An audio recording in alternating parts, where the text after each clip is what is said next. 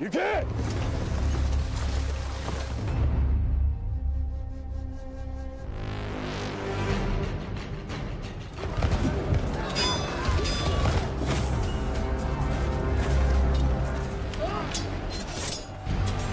敌人の命、我が長者にあれ。Warriors are dispatched to intercept him. Shaking Hideaki out of his inaction.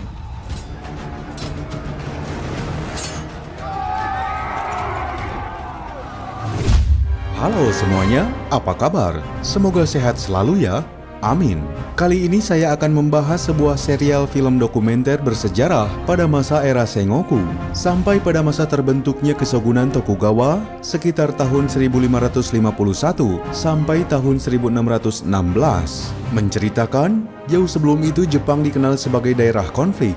Beberapa penguasa feodal atau daimyo saling memperebutkan kekuasaan. Maka tak heran jika di Jepang sering terjadi peperangan antar klan, sehingga masa itu dikenal dengan zaman Sengoku.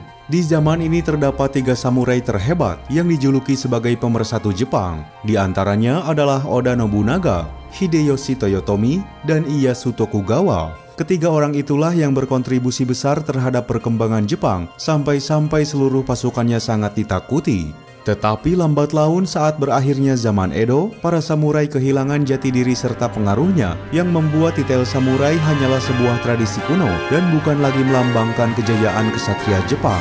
Lalu bagaimana kisah selengkapnya? Langsung saja kita simak alur cerita dari serial film Age of Samurai, Battle for Japan.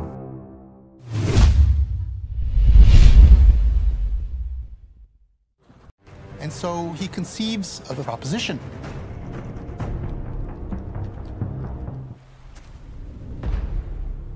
Berlatar di era Sengoku, pada tahun 1551, Jepang berada dalam ancaman konflik perang saudara setelah seorang daimyo dari provinsi Owari bernama Oda Nobuhide meninggal dunia. Kematian Oda Nobuhide menjadi kontroversi yang sangat luar biasa karena tindakan kurang terpujinya perilaku anaknya yaitu Oda Nobunaga saat ia berada di pemakaman ayahnya yang saat itu melemparkan dupa ke sebuah altar.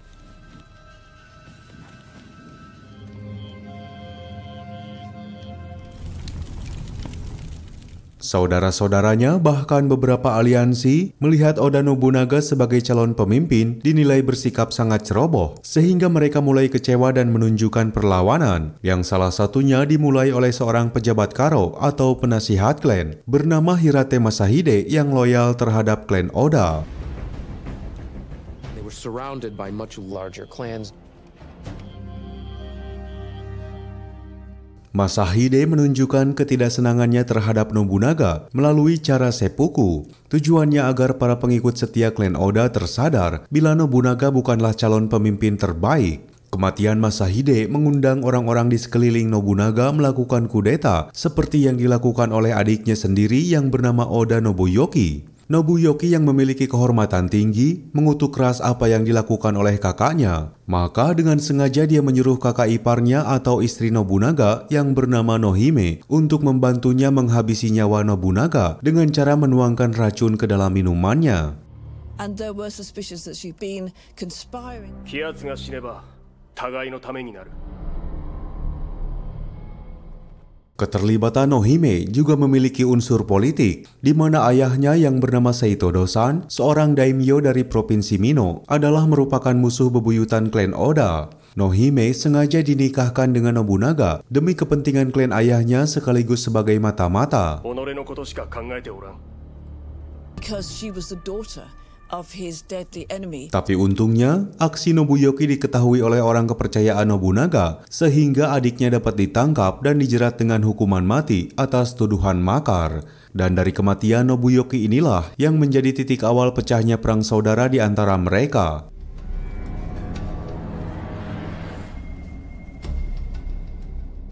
Nobunaga sadar bahwa di dalam tubuh keluarganya masih terdapat orang-orang yang menginginkan kematiannya, yang salah satunya adalah Oda Nobukata. Beliau merupakan sosok jenderal dan penguasa provinsi Owari bagian utara, bahkan dia memiliki sekitar 3.000 pasukan samurai atau bushi yang sangat terlatih.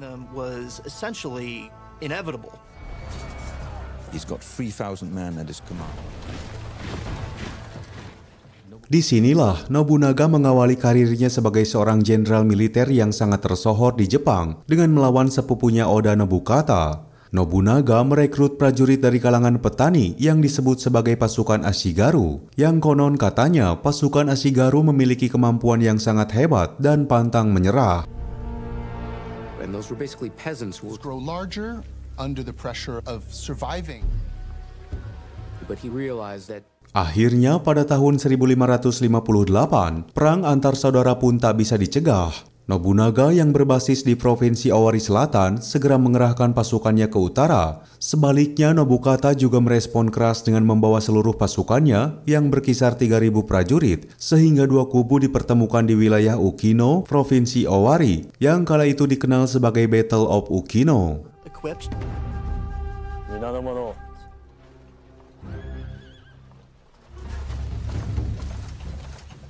Dalam pertempuran itu, Nobunaga tak merasa takut dengan pasukan Nobukata. Pasalnya kala itu, Oda Nobunaga mempunyai sebuah senjata yang sangat mematikan, yaitu senjata api. Senjata ini adalah hasil rampasan kapal milik Portugis yang terdampar di wilayah Pulau Tanegashima, sehingga senjata ini nantinya akan dikenal sebagai senjata Tanegashima. Tanegashima off the southern coast of Japan.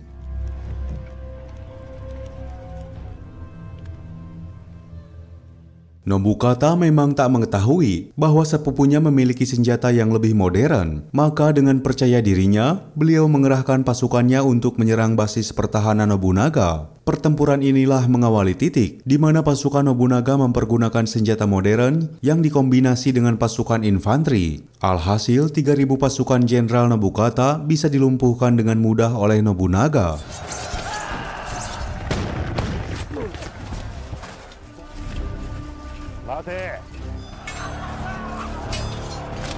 Kekalahan di Ukino membuat Nobukata harus menarik mundur pasukannya sampai di Kastil Iwakura. Tak mau kehilangan buruannya, Nobunaga terus mengejarnya hingga akhirnya beliau mengepung kastil tersebut selama beberapa bulan lamanya. Dan pada akhirnya Nobunaga bisa melumpuhkan Jenderal Nobukata yang secara otomatis Provinsi Owari bisa disatukan di bawah panji kepemimpinan Oda Nobunaga dan dia pun terpilih menjadi seorang daimyo. The lone standing lord of the Owari province, which holds out against a siege for 3 months. Nobukata is killed. Bagi seorang Nobunaga, ini adalah awal di mana dia memperlihatkan diri menjadi seorang yang sangat ambisius. Dia mulai mempersiapkan pasukan elitnya untuk berhadapan dengan musuh-musuhnya. Kala itu Nobunaga mengawali misinya saat dia mendapatkan kabar di mana wilayahnya akan didatangi oleh tamu tak dikenal bernama Imawa Yoshimoto, seorang daimyo yang berasal dari Provinsi Suruga sekaligus panglima militer yang sangat ditakuti. Rises from the east. Imagawa Yoshimoto.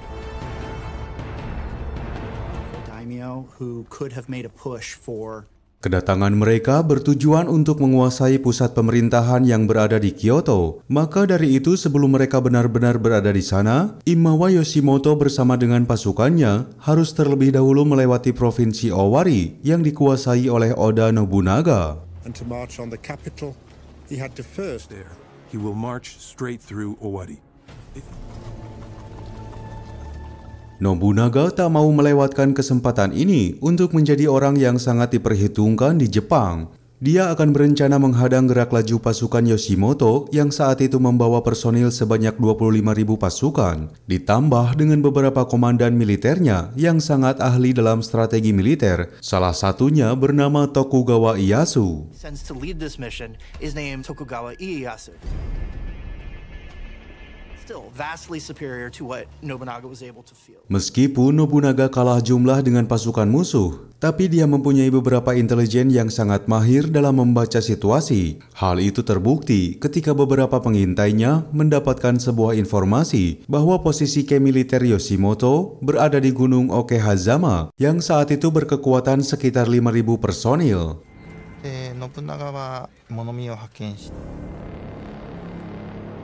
But He has better intelligence. Melihat jumlah pasukan yang sama-sama seimbang, dia tak mau melewatkan kesempatan ini. Pada tahun 1560, di suatu malam, sekitar 3.000 pasukan Nobunaga mempersiapkan penyerangan ke camp militer Imagawa Yoshimoto, yang kala itu mereka tengah merayakan pesta.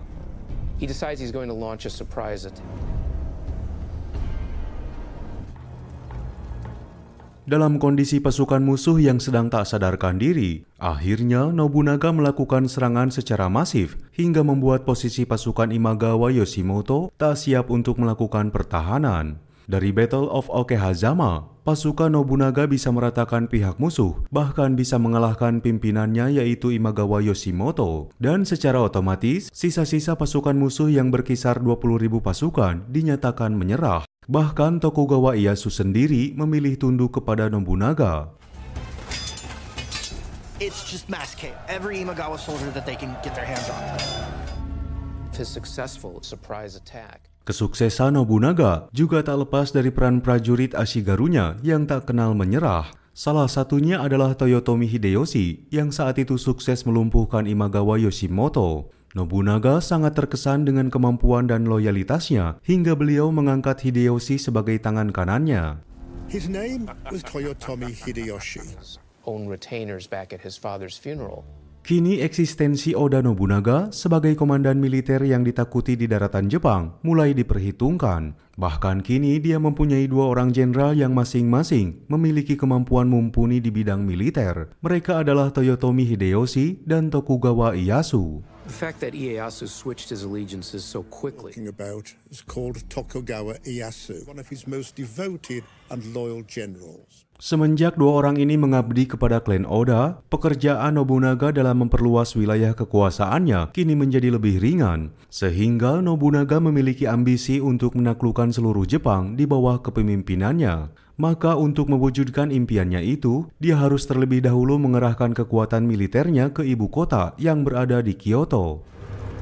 But he's by no means out of the woods. Now plans to launch his boldest move yet.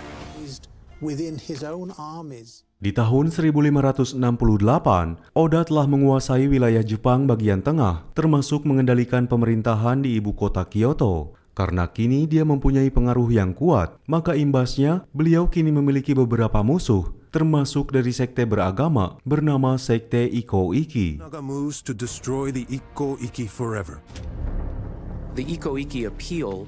Nobunaga was a master of the battlefield. Sekte ini tak suka dengan kebijakan Nobunaga yang terlalu keras, sampai-sampai mereka menjuluki Nobunaga sebagai seorang iblis. Nobunaga menilai sekte ini sebagai penghalang bagi misinya, maka dia pun merencanakan untuk mengerahkan pasukan militer guna menumpas seluruh anggota sekte tersebut. Not the only or even the major threat. So these were major institutions that had Nobunaga wished to truly consolidate his power in central Japan. Pada akhirnya, di bulan Agustus tahun 1570, Nobunaga melancarkan kampanye militernya ke wilayah agama Buddha terbesar di Jepang yang berada di kompleks kuil Enryakuji. Dan pada bulan September tahun 1571, dimulailah serangan yang digadang-gadang sebagai penumpasan terbesar sepanjang sejarah Jepang, di mana Oda Nobunaga melakukan pembersihan anggota sekte Iko-Iki dengan cara yang sangat keji. Nobunaga's advance upon Enryakuji caused A battle against a serious enemy. Peristiwa itu telah memakan korban jiwa sebanyak 20.000 orang, termasuk dari kalangan anak-anak sampai usia renta. Nobunaga melakukan hal itu atas aksi balas dendamnya, yang mana sebelumnya para pemberontak berhasil menyerang pasukannya hingga menelan korban jiwa dengan jumlah yang sangat banyak. in which no one, be they monk, woman or child,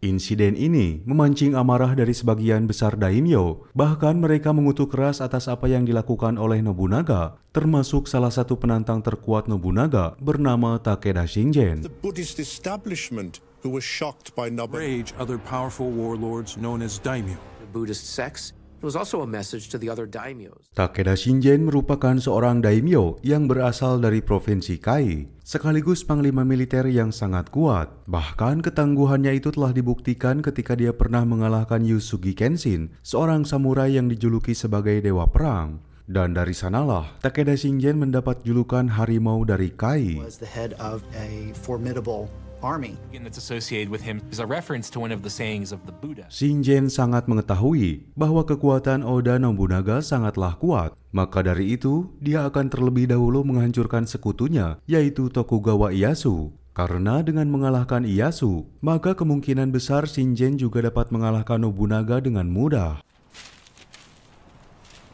Decided that he needed to take the offensive against Nobunaga. Takeda Shingen was a daimyo of Kai province. Pada tanggal 25 Januari tahun 1573, pertempuran antara Ieyasu dan Shingen tak dapat dicegah. Perbandingan pertempuran ini begitu sangat mencolok. Pasalnya, Shingen mempunyai kekuatan sebesar 35.000 personil, sementara Ieyasu hanya 8.000 pasukan saja. Tetapi Ieyasu sama sekali tak gentar, karena baginya ini merupakan ajang pembuktian dirinya sebagai salah satu jenderal terkuat bagi Nobunaga. Walaupun dalam kenyataannya, Ieyasu tak bisa melawan kekuatan Shingen, sehingga pasukannya dapat dipukul mundur.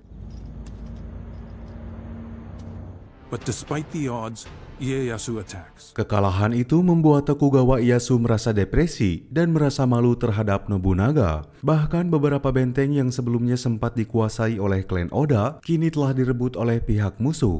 Tapi untung saja, kekalahan Ieyasu itu tak berdampak serius bagi kekuasaan Nobunaga, sebab tanpa diduga, sang harimau dari Kai, yaitu Takeda Shingen, tiba-tiba meninggal dunia karena penyakit yang dideritanya. To deliver that final knockout blow he could have.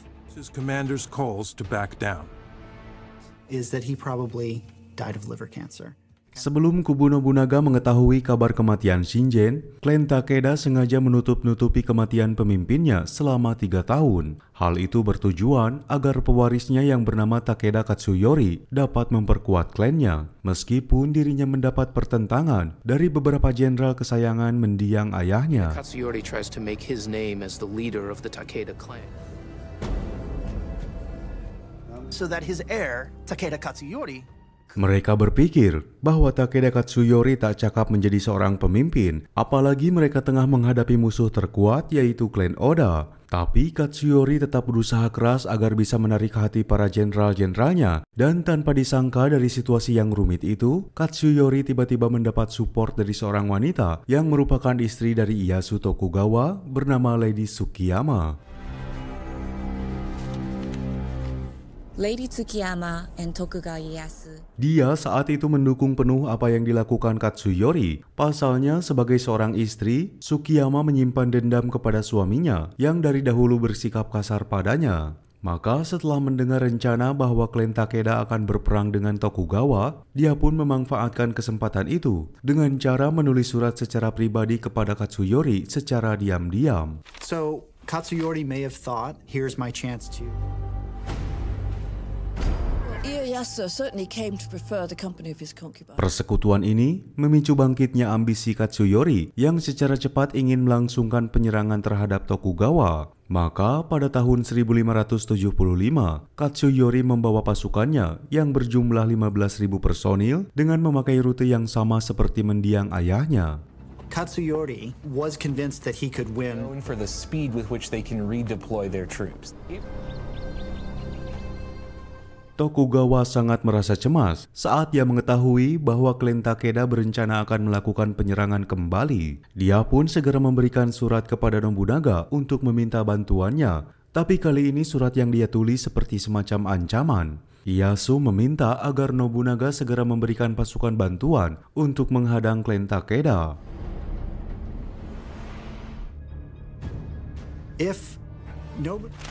And he tells Nobunaga, kini kedua kubu sama-sama saling berhadapan satu sama lain. Bahkan dalam pertempuran kali ini sudah sangat modern. Pasalnya kedua klan sama-sama mengandalkan senjata Tenegashima. Oda Nobunaga melihat kekuatan musuh yang sangat besar. Dia merencanakan sebuah taktik di mana dirinya membuat benteng pertahanan Embrau atau pagar kayu yang menjulang sangat tinggi. Yang mana benteng ini sengaja dia buat khusus untuk divisi penembak senjata api. These obstacles were placed. Nobunaga builds a series of palisades. And that's where Tak hanya itu, Nobunaga juga sadar bila penggunaan senjata ini membutuhkan waktu pengisian ulang yang sangat lama. Maka untuk menutupi kekurangan itu, Nobunaga akan melapisinya dengan memasukkan unit arteri atau pemanah. And behind Nobunaga's gunners could cover that dead time. One of the big weaknesses of muskets. Sementara di kubu lain, Takeda Katsuyori masih menggunakan strategi andalannya karena strategi ini berhasil dia gunakan saat menghancurkan pasukan Tokugawa. Hingga pada pagi harinya, pertempuran yang dikenal sebagai Battle of Nagashino, penentu nasib dari kedua belah pihak, resmi dimulai. Imagine you're one of the Takeda troops. You see the enemy in front of you, position on the ridgeline facing the Oda positions. This is combined with 2 or 3 archers urging you on, and you get to the first line of obstacles. Seperti biasa pada awal pertempuran, Takeda Katsuyori mengandalkan pasukan kavaleri dan infanterinya, tapi sial, serangan itu mampu diredam oleh pasukan penembak dan pemanah pihak Nobunaga. Katsuyori terus melancarkan gelombang serangan secara masif, tapi hal itu justru dimanfaatkan dengan baik oleh pasukan Nobunaga untuk menunggu kecerobohan pihak lawan. The gunfire is getting more intense. The arrows are starting to hit. You start to get hit. Katsuyori just keeps sending troops forward. Pada akhirnya, Battle of Nagashino mampu dimenangkan oleh pihak Nobunaga dan aliansinya. Dari serangan itu, klan Takeda benar-benar dihancurkan, bahkan mereka kehilangan lebih dari 10.000 pasukan beserta jenderal-jenderal terkemuka pada era Shingen. It becomes clearer and clearer to the Takeda clan retainers that had served Shingen for so long, his own lands, with a handful of his forces. Kekalahan telak itu membuat klan Takeda kehilangan taringnya. Sementara kemenangan di Nagashino membuat reputasi Oda Nobunaga semakin ditakuti di daratan Jepang. Dan di saat yang sama pula lah, pasca pertempuran di Nagashino, Tokugawa Ieyasu baru saja menyadari bahwa istrinya sendiri telah berani mengkhianatinya. Katsuyori has been it dealt this very severe blow. Pengkhianatan itu tercium setelah Oda Nobunaga merasa curiga terhadap orang-orang di sekitar Ieyasu. Maka dari itu, Nobunaga sengaja mengirim mata-matanya ke dalam keluarga Tokugawa. Sehingga dari investigasi itu, Nobunaga berhasil menemukan sebuah surat yang ditulis langsung oleh tangan Tsukiyama untuk dikirimkan kepada musuh-musuh Oda Nobunaga. These letters would... Success is undermined when he finds out. Atas pengkhianatan itu, Tokugawa Ieyasu harus menghukum mati istrinya sendiri demi memperlihatkan sikap loyalitasnya terhadap Oda. Dan demi menjaga kekuatan aliansi ini, maka Ieyasu tak segan-segan mengeksekusi istrinya. Namun selepas kejadian ini, sikap kepribadian Oda berubah drastis. Kini dia terlihat semakin cemas setelah mengetahui bahwa banyak sekali orang yang ingin mengincar nyawanya. Nevertheless, under pressure from Nobunaga, termasuk dari beberapa kelompok pemberontak yang bermarkas di Provinsi Iga. Para pemberontak ini mayoritas berasal dari kalangan petani yang merasa tak senang dengan kebijakan Oda Nobunaga. Atas sikap kekecewaannya itu, kelompok ini mulai berlatih dasar ilmu bela diri, intelijen, dan lain-lain. Sampai akhirnya, mereka menamakan kelompok ini sebagai shinobi atau ninja.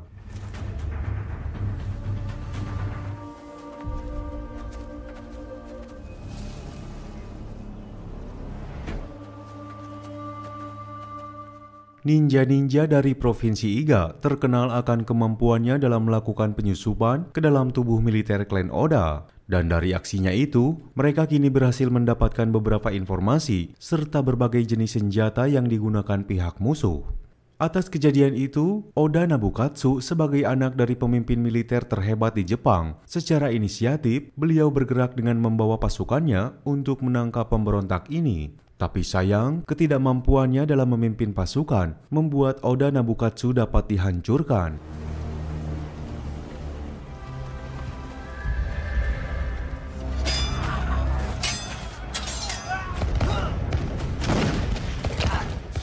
So he ordered an immediate retreat.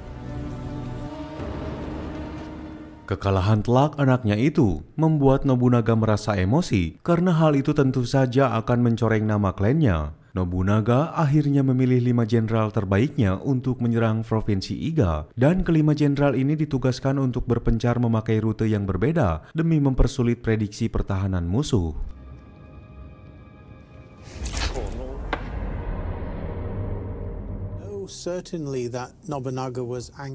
Serangan militer ini dibilang sangat kejam. Pasalnya, kelima jenderal ini diberi wewenang oleh Nobunaga untuk memakai cara apapun demi melenyapkan para shinobi ini. Mereka tak segan-segan menghancurkan semua yang ada di hadapannya, dan hasilnya dari serangan ini, Nobunaga berhasil menghancurkan pemberontakan di provinsi Iga. Killing anyone who took refuge. Nobunaga's army advanced, called their own before killing themselves. Setelah mampu meredam segala bentuk perlawanan, Nobunaga akhirnya mendirikan benteng yang sangat kuat, yaitu Kastil Azuchi. Kastil ini memiliki 7 lapis tingkatan keamanan, di mana tingkatan terakhir adalah tempat pribadi Oda Nobunaga. Pacified Iga, so to speak. Each floor of the keep had a different... Singkat cerita, pada tahun 1582, Oda Nobunaga kembali merencanakan misinya untuk menyatukan seluruh daratan Jepang. Setelah berhasil menguasai Jepang Tengah, Nobunaga melebarkan sayapnya ke wilayah barat yang merupakan wilayah kekuasaan klan Mori. Have a profound effect on the future of both men. Expansion and sets his sights on a new target. In Kyoto gave to him the Kampanye militer itu akan dipercayakan kepada salah satu jenderal kesayangannya, yaitu Hideyoshi Toyotomi, dengan membawa sekitar 30.000 pasukan. Hideyoshi segera melancarkan serangan kepada Kastil Takamatsu yang saat itu hanya berkekuatan sekitar 5.000 pasukan. To attack their main castle stronghold. A message back to Oda Nobunaga.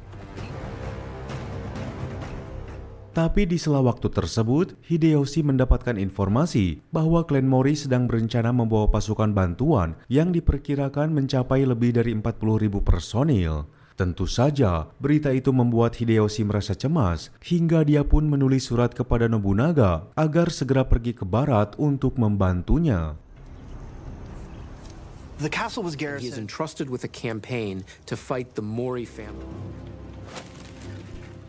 Nobunaga merespon cepat panggilan Hideyoshi, tapi sebelum itu dia memerintahkan salah satu jenderalnya, yaitu Akechi Mitsuhide, untuk segera membantu Hideyoshi. Nobunaga awalnya tak memperkirakan bahwa Mitsuhide akan berani mengkhianatinya, karena alih-alih mengumpulkan pasukan untuk membantu Hideyoshi ke wilayah barat, dia malah mengerahkan pasukannya ke ibu kota Kyoto dengan tujuan menyerang Nobunaga yang saat itu tengah beristirahat di kuil Honnoji. instead of marching to assist Hideyoshi.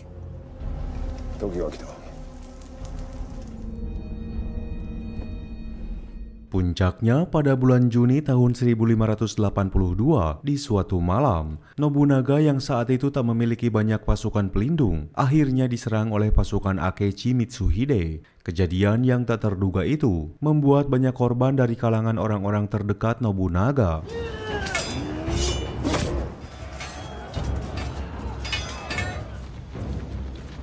Mitsuhide Nobunaga sadar bahwa nyawanya kini berada dalam ancaman besar dan tak bisa lagi melarikan diri. Hingga pada akhirnya, Oda Nobunaga memilih untuk melakukan seppuku, yang secara otomatis peristiwa itu menjadi akhir dari perjalanan seorang panglima besar militer Jepang dalam usahanya mempersatukan seluruh daratan Jepang.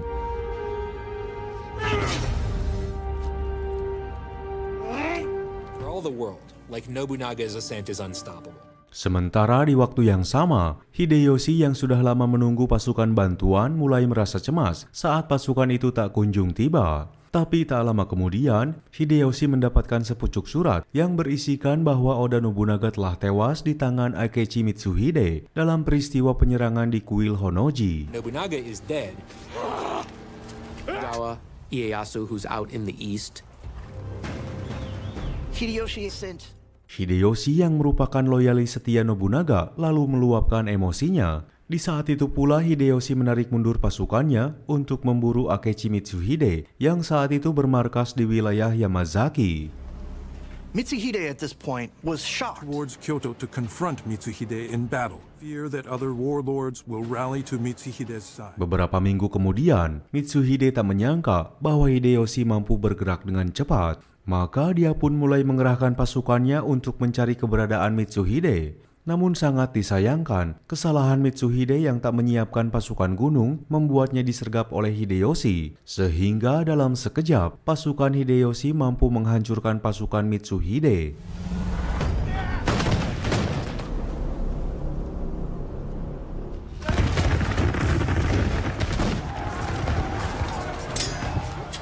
Mitsuhide yang sempat selamat memutuskan untuk pergi dengan sisa-sisa pasukannya. Tapi tak lama kemudian, keberadaan Mitsuhide dapat tercium oleh pasukan Hideyoshi. Dan akhirnya Akechi Mitsuhide dieksekusi setelah mampu berkuasa selama 13 hari lamanya. His forces get there first and seize the high ground. Surrounded.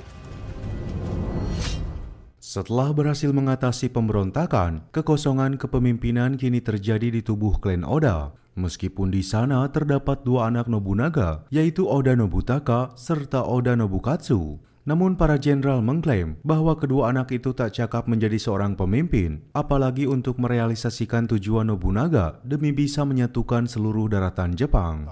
Found former generals of Oda Nobunaga. Oda Nobutaka's immediate reaction, he had to neutralize the remaining opposition.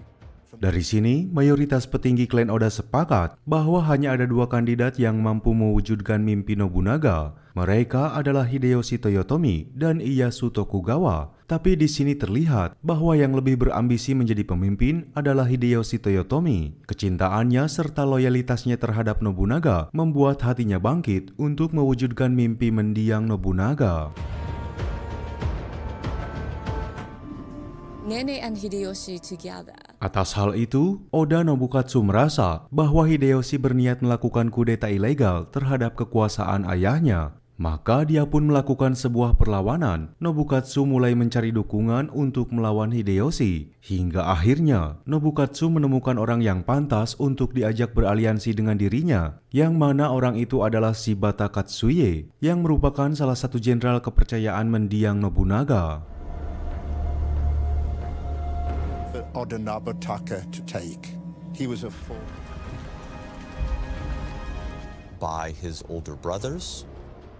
Pada tahun 1583, saat memasuki musim semi, Shibata Katsuie mengerahkan pasukannya untuk menyerang ketiga benteng yang menjadi basis kekuatan Hideyoshi. Dalam pertempuran itu, Shibata Katsuie mampu memukul mundur pasukan Hideyoshi, sekaligus berhasil merebut dua benteng yang dikuasai oleh para rivalnya. The three border fortresses that hid the mountains between his province and Kyoto. And will end as swiftly as it began. Kini tujuan Shibata Katsuie adalah merebut benteng ketiga yang merupakan benteng terkuat bernama Shizukatake. Karena jika dia berhasil mengalahkan Hideyoshi, kemungkinan besar musuhnya tak akan bisa lagi berkuasa dan keluarga Oda masih bisa memegang kendali. Shibata Katsuie memerintahkan keponakannya yang bernama Sakuma Morimasa untuk memimpin serangan ke benteng Shizukatake. Tapi dia belum sadar dengan sosok penantangnya yaitu Hideyoshi Toyotomi yang memang sangat tangguh. Karena meskipun dia berasal dari kalangan petani, namun Hideyoshi sangat berpengalaman dan ahli dalam strategi berperang.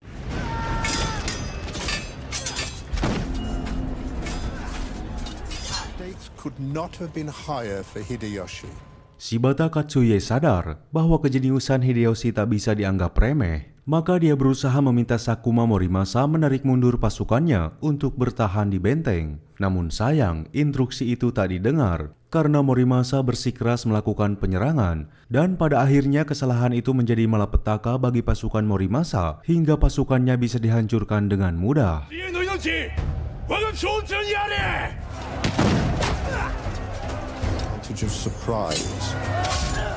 Kekalahan telak tersebut membuat Katsuie frustasi hingga akhirnya beliau memilih untuk melakukan seppuku. Kematian Katsuie membuat Hideyoshi menjadi satu-satunya orang yang layak menggantikan Nobunaga, meskipun Hideyoshi menyadari bahwa masih terdapat satu orang lagi, orang yang menjadi penghalangnya, yaitu Tokugawa Ieyasu.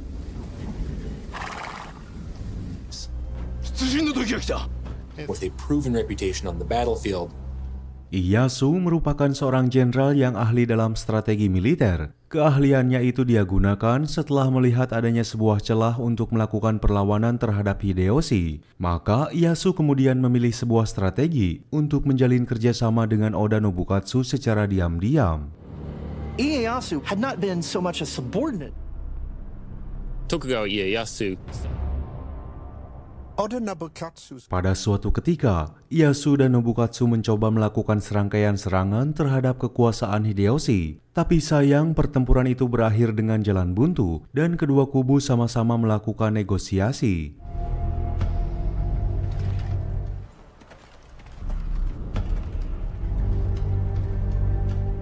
Dalam negosiasi itu, Hideyoshi menawarkan sebuah hubungan aliansi karena dia melihat adanya potensi besar dari Ieyasu Tokugawa yang memang memiliki pasukan yang sangat banyak.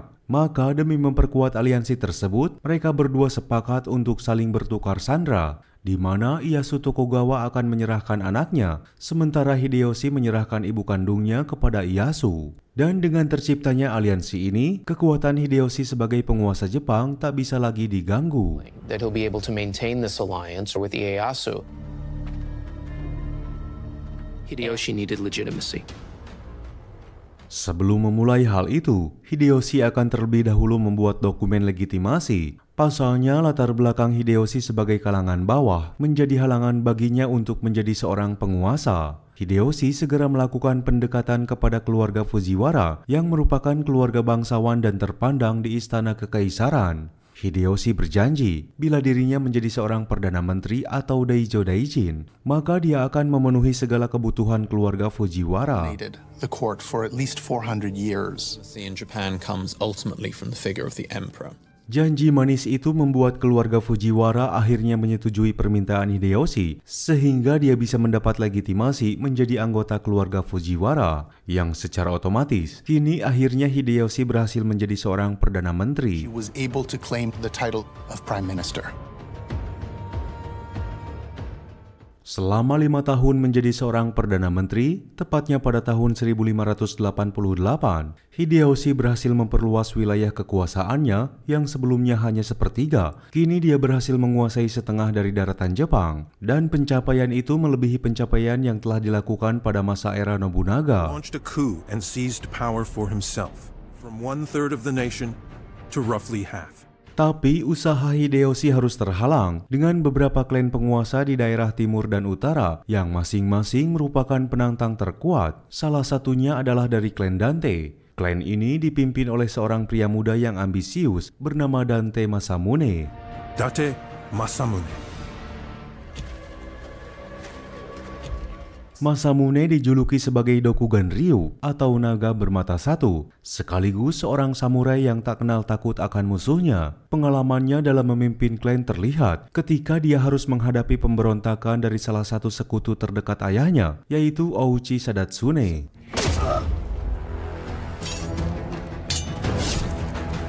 Masamune commanded his forces to slaughter. Sadatsune tak mempercayai bahwa Masamune mampu memimpin klan, apalagi harus mengalahkan musuh bebuyutannya, yaitu klan Ashina. Melihat adanya celah pemberontakan, seketika itu Masamune mengerahkan pasukan besarnya untuk menyerang kastil milik Sadatsune. Masamune commands his forces to attack Odemori. Immediately.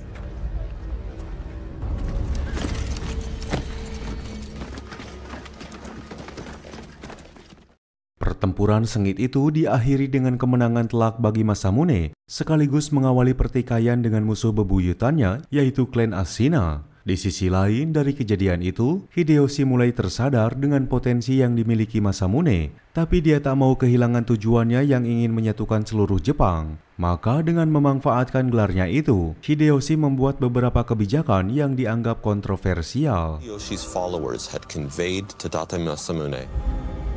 By the late 1580s, Time he plans to use something other than the sword.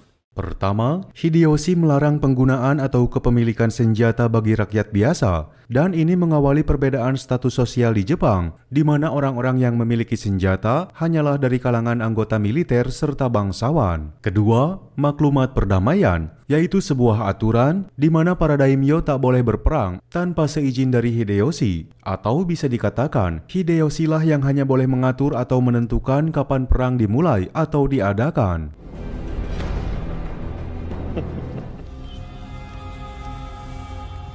Jelas saja, bagi wilayah utara, terutama bagi klan Dante, kebijakan itu sangat ditentang. Pasalnya, mereka sedang dalam situasi panas dengan klan Ashina. Atas hal itu, Masamune tak mempedulikan tentang hukuman yang akan diberikan oleh Hideyoshi bila tetap menyerang klan Ashina, karena yang terpenting bagi dirinya adalah mengalahkan klan Ashina sebagai prioritas utama. His forces to attack Odemori Castle. Crushed immediately.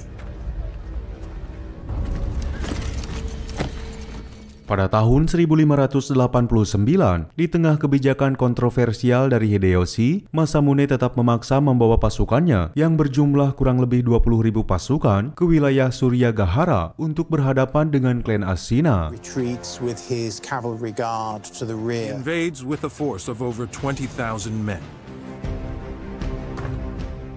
Dalam pertempuran itu, Masamune berhasil menghabisi seluruh pasukan klan Ashina sehingga dia menjadi salah satu penguasa di wilayah utara. Atas peristiwa itu pula, 11 tahun kemudian, tepatnya pada tahun 1590, pemerintahan Hideyoshi mendapatkan pertentangan keras dari klan Hojo, sehingga Hideyoshi harus mengerahkan pasukannya ke benteng Odawara untuk menyelesaikan permasalahannya dengan klan Hojo. Hideyoshi's target is the Hojo clan.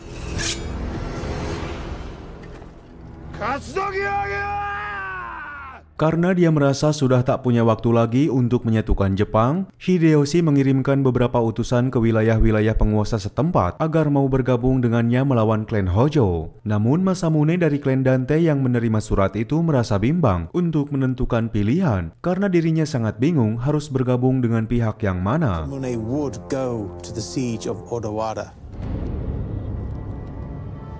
Dia berpikir, jika dia menolak panggilan Hideyoshi, maka kemungkinan besar wilayah kekuasaannya akan diserang. Tapi di sisi lain, Masamune juga memiliki sifat yang tak mau diatur oleh orang lain. Akhirnya, di tengah kebimbangannya itu, dia mendapatkan jawaban, di mana dia memutuskan untuk bergabung dan menyanggupi panggilan Hideyoshi. Meskipun sebetulnya, panggilan itu hanya dianggap formalitas belaka, karena ternyata Masamune dengan sengaja mengulur serta memperlambat waktu saat dia berangkat ke lokasi pertempuran.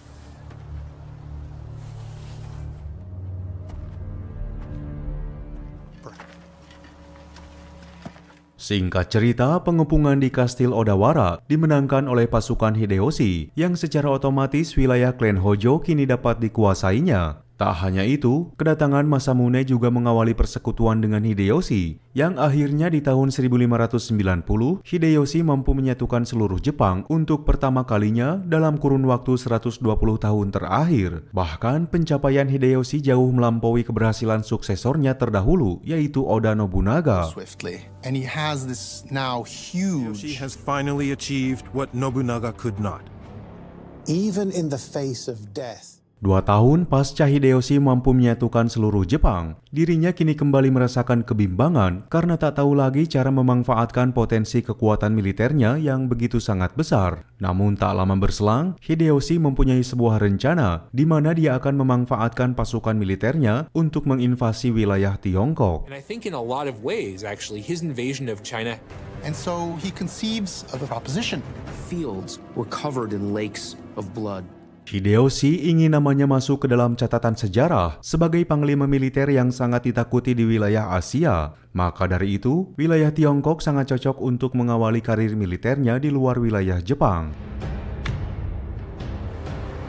The touchstone of what it meant to be civilized.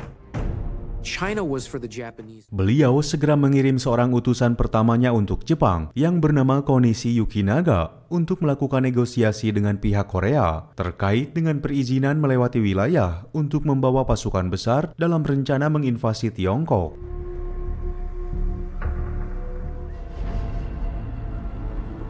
In order to get to China, he's going to have to march through Korea. Tentu saja, pihak Korea yang saat itu dikuasai oleh Kekaisaran Joseon menolak mengizinkan pihak militer Jepang memasuki kawasannya, sebab Korea dan Tiongkok saat itu adalah sekutu dekat, apalagi Korea juga mempunyai masa lalu kelam dengan pihak Jepang. For centuries, Korea and Japan had had terrible relations.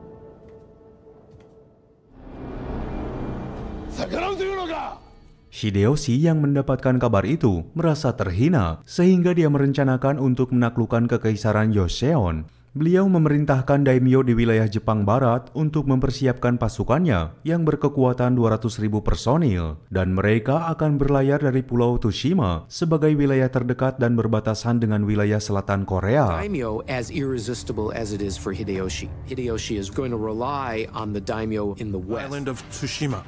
Across the Korea Strait. Singkat cerita, beberapa minggu kemudian, pasukan Jepang telah sampai di wilayah Korea, tepatnya di pelabuhan selatan Busan. Kala itu, secara cepat, pasukan Jepang bisa menaklukkan sebagian wilayah strategis Korea, termasuk wilayah Seoul dan Pyongyang.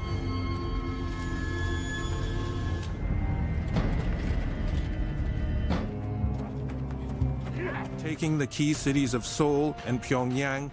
Meskipun aksi militer pasukan Jepang harus mendapatkan perlawanan dari sejumlah pasukan gerilya yang dipimpin oleh seorang jenderal terkemuka di Korea bernama Gwak Jae-yu.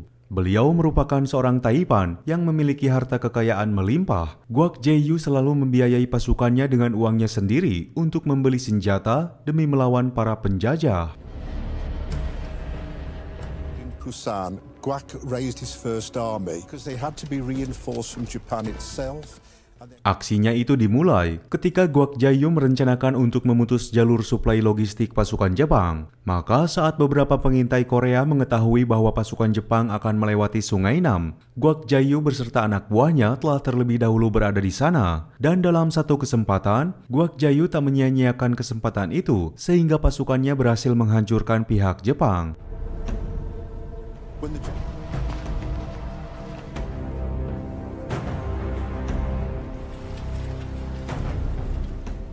Kemenangan pertama bagi Korea mengubah segalanya. Pasukan Gwak Jae-yu semakin menggila untuk menghancurkan tentara Jepang, sampai-sampai pasukan Jepang sendiri dibuat frustasi. Tak hanya itu, pasukan gerilya Korea juga mendapatkan bantuan dari sekutunya yaitu Tiongkok dari dinasti Ming yang mengirimkan sekitar 50.000 personil untuk mengusir tentara Jepang.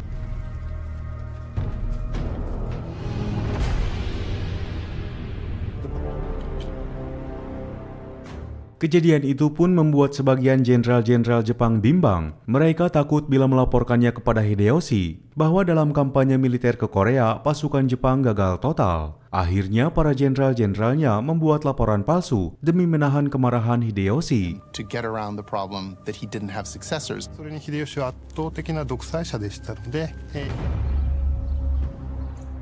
Karena di sisi lain, Hideyoshi juga harus memikirkan masa depannya. Pasalnya, pernikahannya dengan Lady Nene belum juga menghasilkan keturunan agar bisa mempertahankan kekuasaannya. Hideyoshi akhirnya memilih seorang selir yang masih menjadi keponakan Nobunaga bernama Lady Dono untuk dipersunting. Hingga beberapa bulan setelah itu, Lady Dono dinyatakan hamil dan melahirkan seorang putra bernama Tsurumatsu. Hideyoshi had done a great job at inventing a past for himself. Hideyoshi is thrilled. Hideyoshi sangat senang karena akhirnya dia memiliki keturunan. Tapi sayang, kebahagiaannya itu tak berlangsung lama sebab putranya yang masih bayi tiba-tiba saja meninggal. Sehingga kejadian itu merubah sikap Hideyoshi menjadi seorang yang temperamental dan depresi. He is once again thrown into doubt. With each and every day, Kejadian yang menimpa dirinya tersebut membuat Hideyoshi harus menunjuk keponakannya yang bernama Hidetsugu Toyotomi sebagai ahli warisnya. Keputusan ini bukan tanpa alasan, karena memang Hidetsugu adalah satu-satunya keluarga yang tersisa meskipun wataknya sangat keras dan brutal. But a surprise was in store for Hideyoshi. Hidetsugu was the only legitimate heir. War was still continuing. Di tahun 1593, Hideyoshi diberi anugerah, di mana Lady Dono kembali melahirkan seorang putra yang kemudian diberi nama Hideyori. Tapi di sisi lain, kelahiran Hideyori adalah musibah bagi Hidetsugu. Karena dengan lahirnya anak itu, maka dia akan kehilangan impian serta ambisinya sebagai calon penguasa Jepang. Stable Hidetsugu, whom he had named. Only about 6 months later, generating a sense of crisis for Hideyoshi. Hideyoshi sadar akan sifat Hidetsugu yang sangat kejam, maka demi keselamatan anaknya, dia berencana untuk menyingkirkan sepupunya dengan cara mengasingkannya ke wilayah Koyasan. Kejadian itu membuat Hidetsugu sakit hati dan dia pun berencana untuk melakukan kudeta kepada Hideyoshi. Namun sayang, rencana itu telah bocor hingga akhirnya Hideyoshi mengirimkan pasukan untuk melumpuhkan Hidetsugu.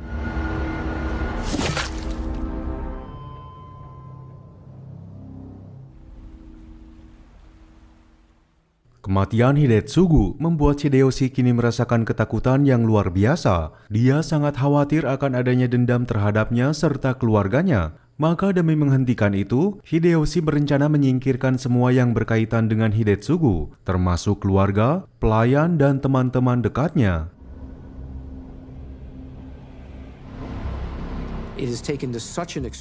Masamune yang merupakan rekan dekat dari Hidetsugu awalnya juga akan disingkirkan oleh Hideyoshi. Tapi rencananya itu sempat dicegah oleh Ieyasu Tokugawa karena dia melihat loyalitas Masamune kepada Hideyoshi yang sudah tak diragukan lagi. Dari keyakinan Ieyasu itulah yang akhirnya merubah niat Hideyoshi sehingga Masamune dapat diampuni. Namun di balik itu semua, ternyata Ieyasu Tokugawa hanya memanfaatkan sosok Masamune yang nantinya Ieyasu akan menagih hutang budi tersebut kepadanya. Though Hideyoshi is increasingly paranoid, Ieyasu will call in later on. Masamune yang diampuni nyawanya oleh Hideyoshi kini dituntut untuk harus melakukan sesuatu kepadanya dengan cara ikut bergabung dalam invasi gelombang kedua ke dataran Korea. Dan singkat cerita, setelah berada di sana, Masamune baru menyadari bahwa situasi di Korea tak seperti yang diceritakan oleh Hideyoshi. Pasukan Jepang menerima kerugian yang cukup besar, kelaparan akibat kekurangan pasokan makanan, serta terserang penyakit yang menyebabkan Jepang kalah telak atas Korea. Unable to make clear strategic decisions that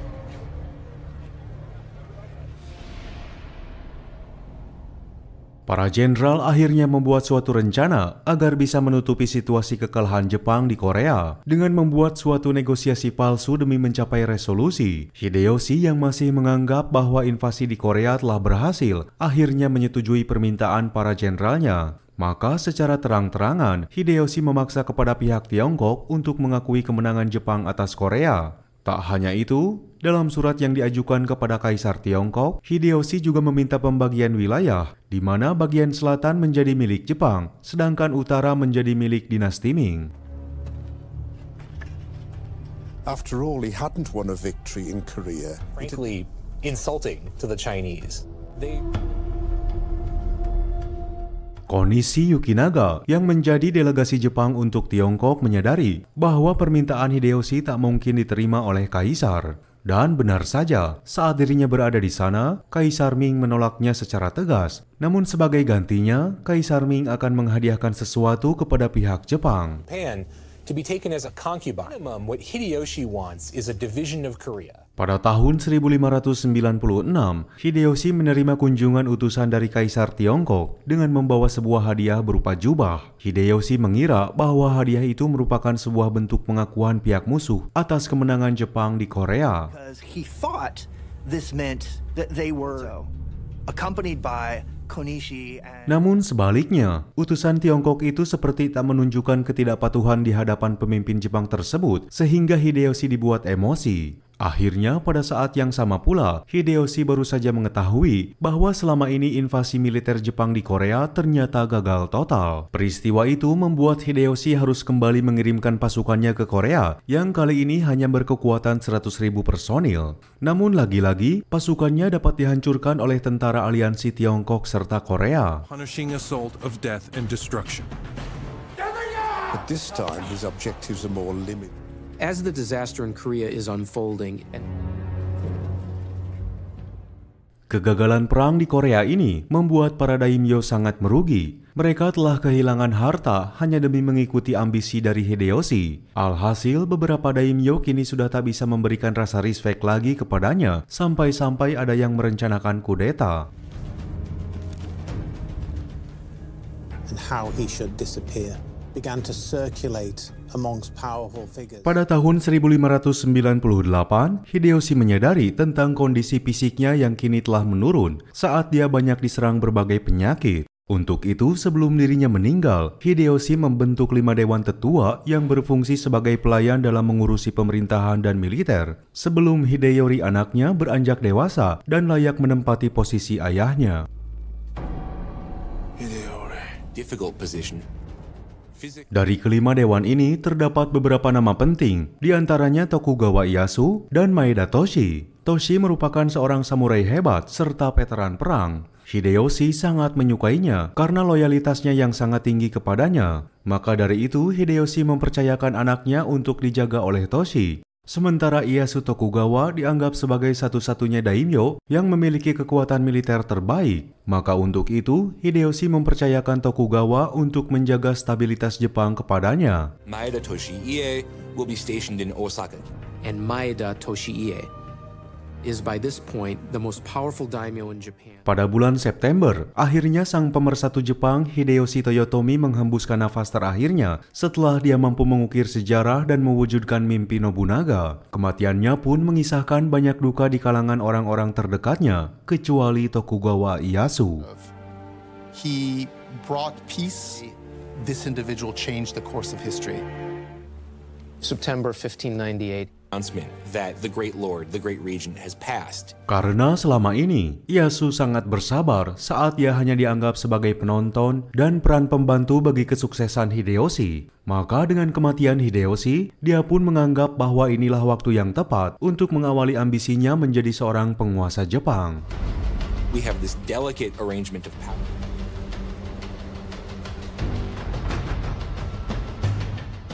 Beberapa tahun kemudian, ambisi Ieyasu untuk mengambil alih posisi Hideyoshi kini benar-benar terdengar sampai kepada loyalis setia klan Toyotomi bernama Ishida Mitsunari. Mitsunari adalah orang kepercayaan Hideyoshi, sekaligus orang yang paling setia kepada klan Toyotomi. Maka ketika dia mendapat kabar tentang perebutan kekuasaan atas tahta Hideyori, dengan lantang Mitsunari berada di garda terdepan untuk melindungi serta mendukung penuh Hideyori sebagai calon pewaris tahta ayahnya.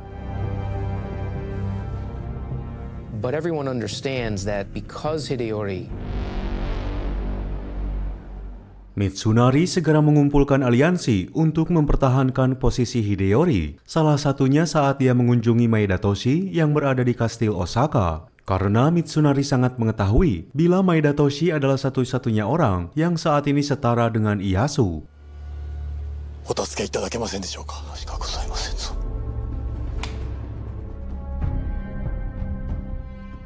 Tapi sayang, keinginan Mitsunari untuk menggandeng Maeda Toshi ke dalam kubunya harus pupus. Pasalnya Maeda Toshi sadar tentang kondisi dirinya yang saat ini sudah memasuki usia renta, bahkan sering terserang berbagai penyakit. Maka dari itu dia memilih untuk bersikap netral dan hanya fokus dengan tugasnya untuk mengasuh Hideyori.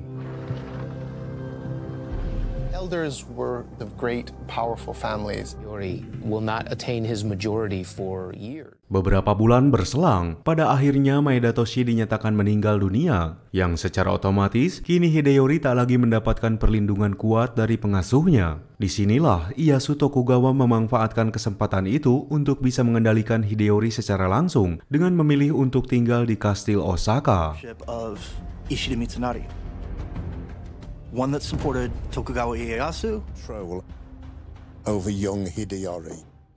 Keputusan itu membuat sebagian musuh-musuhnya terkejut, terutama Mitsunari. Bahkan dengan lantang, dia meminta kepada Ieyasu untuk segera meninggalkan kastil Osaka dan menghapus impiannya untuk mengambil alih kekuasaan. Namun sayang, ancaman itu tak pernah ditanggapi oleh Ieyasu. Malah sebaliknya, Ieyasu menganggap hal itu adalah isyarat perang bagi dirinya untuk bisa segera menggulingkan Hideyori. Dan atas situasi itu, kini secara otomatis para daimyo terbagi menjadi dua kubu, yaitu kubu Ieyasu Tokugawa dan kubu Ishida Mitsunari. Underneath the leadership of Ishida Mitsunari, one that supported Tokugawa Ieyasu 例えて言いますとですね、Mitsunari segera memanggil sekutunya yang berada di utara bernama Yusugi agar bersedia membantunya melawan Ieyasu yang saat itu tengah berada di kastil Fushimi. Mendengar adanya rencana penyerangan kepadanya, Ieyasu pun tak mau kalah. Dia segera memberitahukan Masamune yang berada di utara agar bisa menghadang pasukan Yusugi. And assemble a force in the north. Ishida Mitsunari is mobilizing men against him. It was the chance he had been waiting for. Rencana Ieyasu awalnya berjalan dengan lancar karena mereka berhasil menggagalkan rencana Mitsunari untuk mendapatkan bantuan dari pasukan Yusugi. Walaupun sebetulnya Ieyasu tak sadar apabila musuhnya tersebut membawa sekitar 40.000 pasukan yang menjadi ancaman besar baginya. Dalam situasi itu, Ieyasu harus dipaksa membuat keputusan sulit, di mana dia meminta kepada salah satu sahabatnya bernama Tori Mototada agar sebisa mungkin mempertahankan kastil, sampai dia bersama pasukannya bisa kembali memberikan bantuan dengan kekuatan penuh. Had to be held at all costs. Ieyasu sangat sadar bila misi ini adalah misi yang sangat mustahil, bahkan bisa dibilang dia akan mengorbankan salah satu sahabatnya. Tapi karena situasi yang tak memungkinkan ini, maka dengan terpaksa Ieyasu harus menggunakan cara ini. Saat Ieyasu memilih untuk pergi meninggalkan kastil, tak lama kemudian pasukan Mitsunari tiba di lokasi. Tanpa berpikir panjang, Mitsunari segera melancarkan serangan secara all out yang membuat pasukan Ieyasu dapat dihabisi. Pertempuran di kastil Fushimi ini memakan korban yang tak sedikit, bahkan saking sudah terpojoknya pasukan Tokugawa, Tori Mototada memutuskan untuk melakukan seppuku.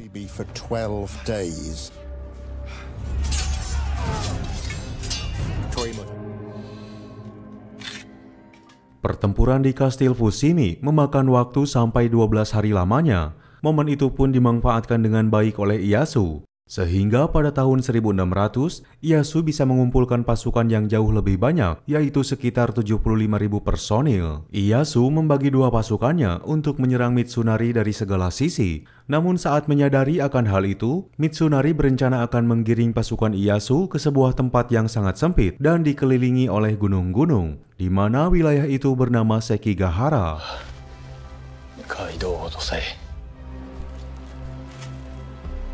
A narrow valley called Sekigahara. Mitsunari mempercayakan strategi ini kepada seorang jenderal militer yang masih berusia muda bernama Kobayakawa Hideaki untuk melakukan serangan ke sisi kanan pasukan Ieyasu. Tapi di sisi lain, Hideaki sebetulnya masih menyimpan dendam kepada Mitsunari ketika Mitsunari menyakiti hatinya saat mereka sama-sama bertempur di Perang Korea. Kala itu, Mitsunari sebagai jenderal lapangan yang dipercaya oleh Hideyoshi melaporkan ketidakbecusan seorang Hideaki sebagai pemimpin pasukan, sehingga segala fasilitas dan hak-hak istimewanya dicabut oleh Hideyoshi. Kobayakawa Hideaki.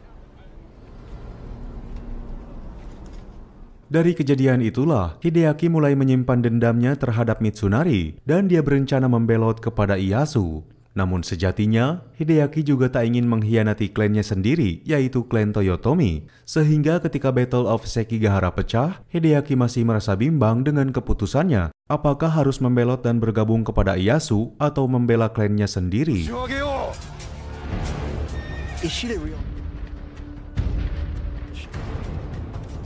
And after a while, Ieyasu Tokugawa melihat gelagat aneh dari Hideaki saat dia belum juga bergerak melakukan strategi tuannya. Dia pun segera memberikan sebuah tanda dengan cara mengarahkan divisi senapannya ke arah posisi Hideaki. Dan situasi itu memaksa Hideaki mengambil sebuah tindakan, di mana secara mengejutkan, pasukan Hideaki malah menyerang pasukan Mitsunari. Hideaki out of his inaction.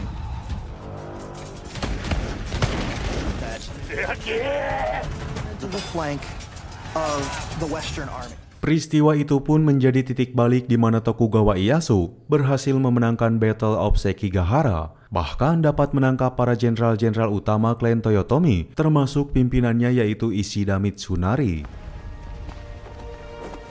For Ieyasu, the victory at Sekigahara puts him.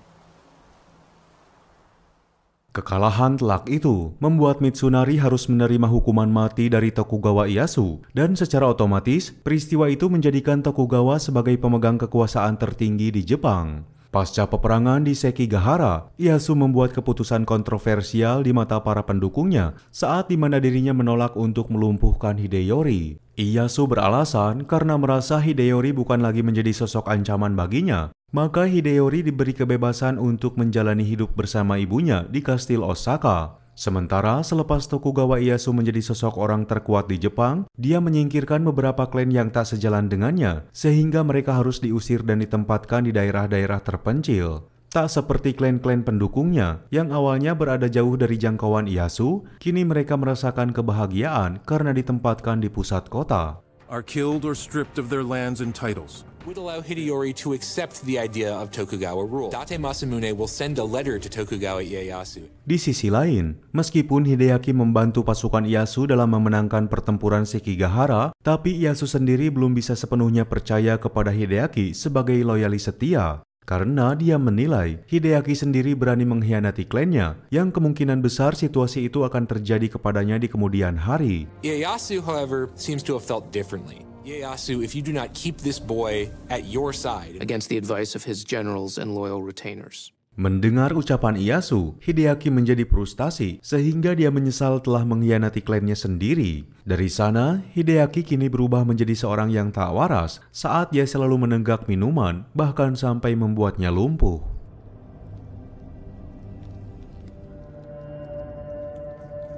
In the wake of Sekigahara, Ieyasu makes a controversial decision. Pada tahun 1603, Tokugawa Ieyasu mengambil langkah terakhir untuk memantapkan posisinya sebagai penguasa Jepang, dan hasilnya kini Tokugawa Ieyasu mendapatkan gelar shogun. Sebelum era Tokugawa, gelar shogun hanyalah sebuah boneka pemerintahan, tapi ketika Ieyasu menjabat gelar itu, dia membuktikannya sebagai penguasa Jepang tanpa ada campur tangan dari pihak lain, yang secara otomatis peristiwa ini mengawali era keshogunan Tokugawa. Many of the shogun were simply puppets. Not someone who is bound too tightly to the old. Singkat cerita, pada tahun 1615, ketika Hideyori sudah beranjak dewasa, para Ronin dan beberapa klan yang tak senang dengan kebijakan Ieyasu mulai mengunjungi Hideyori guna mengajaknya untuk mengkudeta Tokugawa. As an alternative to Ieyasu's rise to power.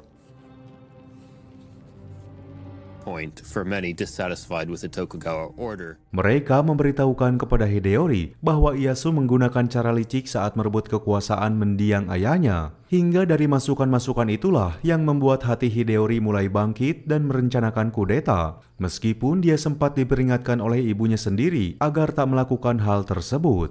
Obviously, militarily much more powerful. Who could legitimately challenge Ieyasu for power. Namun sayang, ucapan ibunya tak pernah didengarkan. Rencana kudeta Hideyori akhirnya terdengar sampai ke telinga Ieyasu. Dan dari sanalah, dia mulai memerintahkan koalisinya untuk menyerang Kastil Osaka sebagai basis militer Hideyoshi. Now to do something he begins to think he should have done years ago.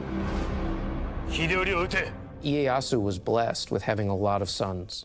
Dari peristiwa itu, Kastil Osaka dihancurkan dengan meriam sehingga mengakibatkan sebagian Kastil Osaka hancur. Merasa sudah tak ada lagi jalan menuju kemenangan, pada akhirnya Lady Dono dan Hideyori memutuskan untuk melakukan seppuku. The flames are rising through Osaka Castle. Hideyori must have known that it was over.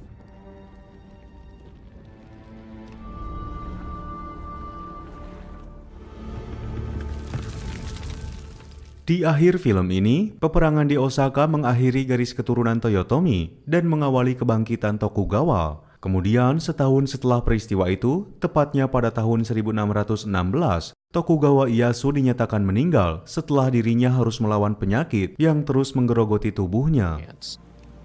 He's created the great warlords, battles.